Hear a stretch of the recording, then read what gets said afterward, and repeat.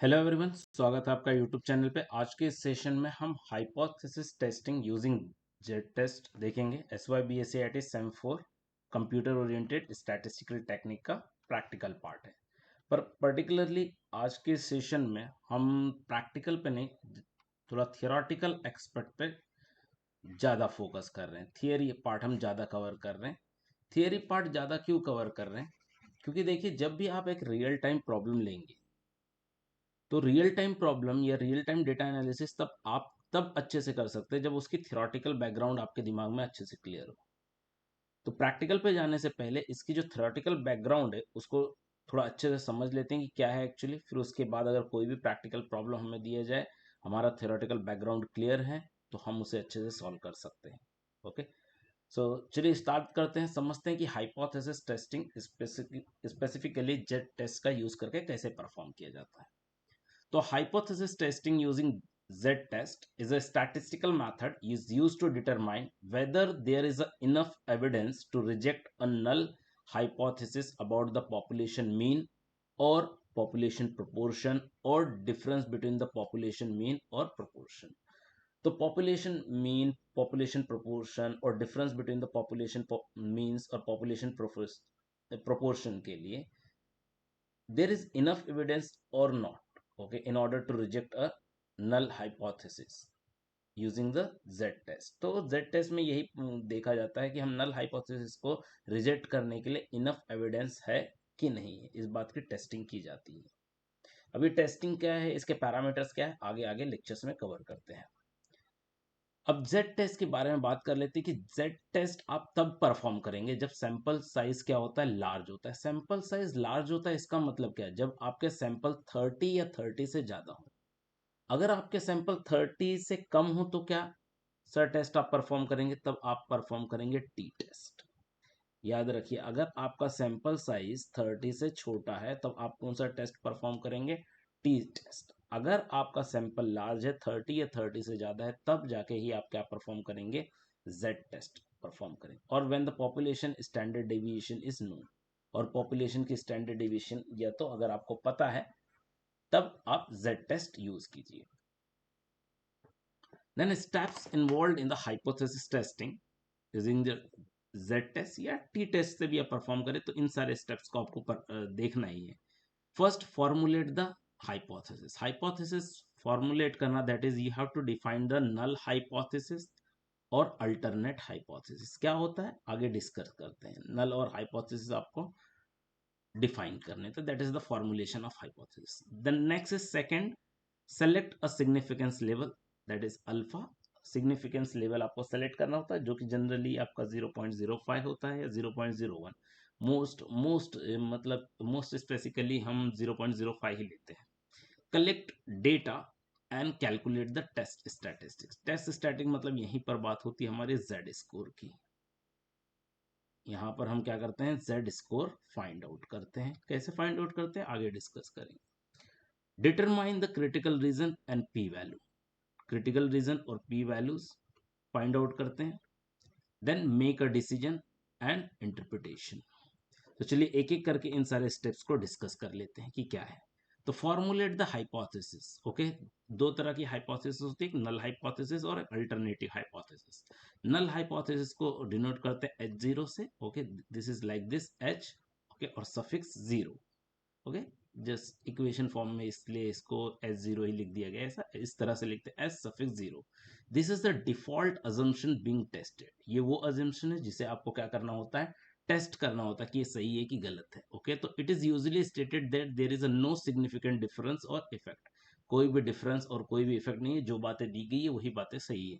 Just इस तरह से हम क्या कर लेते हैं, यहाँ पर सपोज कर लेते हैं। अल्टरनेट हाइपोथेसिस जस्ट उसका अपोजिट, इसको या तो H1 से या तो HA से इस तरह से डिनोट करते हैं। तो this is the hypothesis we are trying to find the evidence for. इसी के लिए हम एविडेंस फाइंड आउट कर रहे हैं कि भाई ये सही है कि नहीं। ओके, तो इस states that there is significant difference or effect. ये बोलता है कि जो हमने नल हाइपोथेसिस में सपोज किया जस्ट उसी का एग्जैक्टली अपोजिट। ओके, जैसे मैं बात कर लूं कि कोई मेडिसिन है या पिज्जा डिलीवरी है, समझो पिज्जा डिलीवरी है, तो पिज्जा डिलीवरी 3 मिनट से कम टाइम में होगी। ओके, इसे टेस्ट करना है। तो नल हाइपोथेसिस मैंने सपोज कर क्या हो जाएगा मेरा, पिज्जा डिलीवरी 3 मिनट से कम टाइम में ही होगी। 3 मिनट या 30 मिनट्स ले लो, ठीक है 30 मिनट्स, 3 मिनट्स में कहाँ पिज्जा डिलीवरी हो जाएगा, तो 30 मिनट्स। ओके, तो 30 हम मानते हैं कि जो बात बोला जा रहा है ठीक है वही सही है, 30 मिनट्स में होगा, no significant difference. Okay, but alternative hypothesis क्या बोलेगा, नहीं 30 मिनट से ज़्यादा भी लग सकता है। ओके, 30 मिनट से ज़्यादा लग रहा है, that is your alternate hypothesis. मतलब जो आपने नल हाइपोथेसिस में सपोज किया जस्ट उसी का अपोजिट सपोज करना है। Then selecting a significance level. The significance level alpha represents the probability of rejecting the null hypothesis when it is true. So commonly the value for alpha is 0.05 or 0.01. 0.05 means that is the 5%. अगर 5% क्या है आपका significance level है तो आपकी confidence level 95%। And collect data and calculate the test statistics. तो test statistics अलग अलग केसेस में अलग अलग फॉर्मूले से फाइंड आउट की जा रही है। तो for testing a population mean, सबसे पहले पॉपुलेशन मीन को टेस्ट करने के लिए अगर आपको पॉपुलेशन का स्टैंडर्ड डेविएशन, जिसे हम क्या बोलते हैं सिग्मा, पॉपुलेशन का स्टैंडर्ड डेविएशन जिसको सिग्मा बोलते हैं, तो क्या फॉर्मूला होगा, z equal to X bar minus mu divide by sigma. तो इसमें म्यू क्या होता है, म्यू होता है पॉपुलेशन का मीन, याद रखना म्यू होता है पॉपुलेशन का मीन। सिग्मा क्या होता है, सिग्मा होता है पॉपुलेशन का स्टैंडर्ड डेविएशन। तो ये एक्स बार क्या होता है, एक्स बार होता है सैंपल का मीन। अब ये सैंपल और पॉपुलेशन कंसेप्ट क्या है, सपोज कर लो यहाँ पर ओके ये एक पूरा पॉपुलेशन है, इतने पे आपको सर्वे करना है, समझो N number of the data है आपके पास। आप एन नंबर ऑफ डेटा को इंडिविजुअली जाके हर एक के पास क्या हो सकता है मतलब रीडिंग या सर्वे नहीं कर सकते। सो आप क्या कर सकते हैं, इसमें से एक छोटा सा पार्ट क्या करते हो, सेलेक्ट करते हो ओके अपने स्टडी के लिए। तो ये जो छोटा सा पार्ट आप सिलेक्ट करते हो ये आपके सैंपल होते हैं, और ये पूरा का पूरा डेटा आपका क्या होता है, पॉपुलेशन होता है। ओके, तो इस पॉपुलेशन का जो मीन होता है वो होता है म्यू, इस पॉपुलेशन का जो स्टैंडर्ड डेविएशन होता है सिग्मा, और ये छोटा सा सैंपल जो आपने सेलेक्ट किया है ओके ये सैंपल का जो मीन होता है दैट इज द एक्स बार। तो इस तरह से आप अगर आपको पॉपुलेशन मीन के लिए टेस्टिंग करनी है और पॉपुलेशन का स्टैंडर्ड डेविएशन पता है तो आप स्टैटिस्टिक्स इस तरह से निकाल सकते हो, z equal to X bar minus mu divide by sigma. अगर आपको पॉपुलेशन मीन के लिए टेस्टिंग करनी है, if the population standard deviation sigma is unknown, अगर ये पॉपुलेशन स्टैंडर्ड डेविएशन आपको नहीं पता है तो then sample standard deviation S is use, sample का स्टैंडर्ड डेविएशन यूज किया जाता है, और उस टाइम पे फॉर्मूला क्या हो जाएगा, आपका फॉर्मूला होगा z equal to X bar minus mu divide by S divide by under root N. अब एस क्या होता है, एस होता है आपके पॉपुलेशन का स्टैंडर्ड डेविएशन, और एन क्या होता है, नंबर्स ऑफ सैंपल्स, जितना आपका सैंपल है that is the sample size. Then अगर आपको टेस्टिंग करनी है किसके लिए, पॉपुलेशन प्रोपोर्शन के लिए, दैट इज द पी।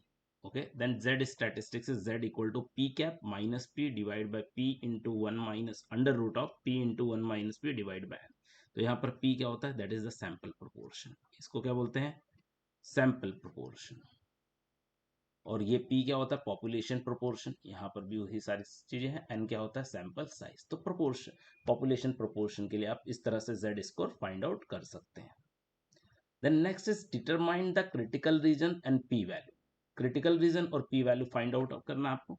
तो critical region based on the selected significance level alpha and the null hypothesis determine the critical z value, z values find out करनी होती। कैसे फाइंड आउट किया हमने z वैल्यू अलग अलग, या z स्कोर किस तरह से फाइंड आउट किया जाता है वो ऑलरेडी हम डिस्कस कर चुके हैं।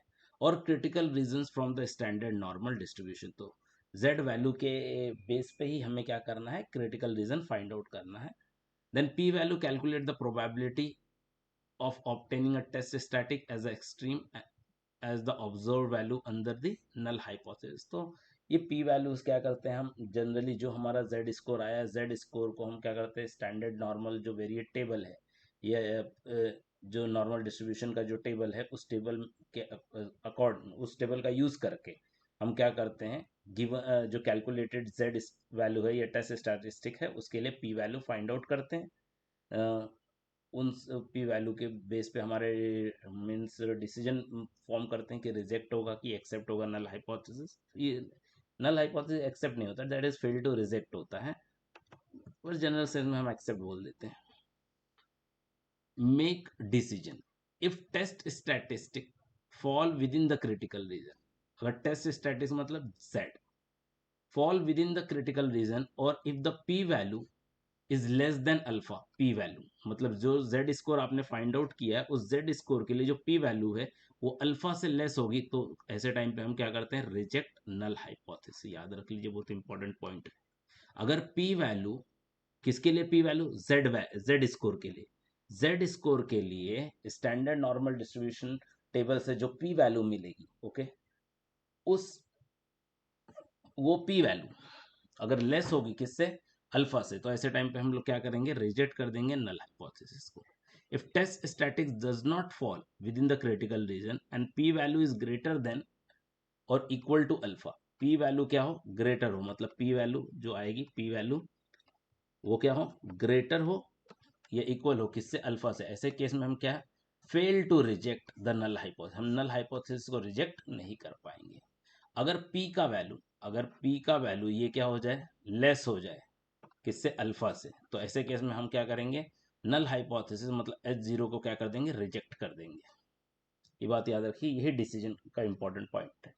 अब इंटरप्रिटेशन क्या होगा, if the null hypothesis is rejected, अगर नल हाइपोथेसिस रिजेक्ट हो गया तो conclude that there is a sufficient evidence to support the alternative hypothesis. If null hypothesis is not rejected, conclude that there is insufficient evidence to support the alternative hypothesis. So that's all about the theoretical background of hypothesis testing using the Z test. तो ये, इसे हम part 1 consider करते हैं। आने वाले इसका जो पार्ट 2 सेशन रहेगा उसमें हम प्रैक्टिकल डिमॉन्स्ट्रेशन, जो कि एक्चुअली हमारे सिलेबस का प्रैक्टिकल का पार्ट है, उसे हम क्या करेंगे, एग्जीक्यूट करेंगे और इम्प्लीमेंट करेंगे। तो थैंक्स फॉर द वॉचिंग। अगर वीडियो अच्छी लगी है तो अपने दोस्तों के साथ शेयर करें, वीडियो को लाइक करें, और चैनल्स को सब्सक्राइब नहीं किया है तो सब्सक्राइब कर लीजिए। Thanks for the watching.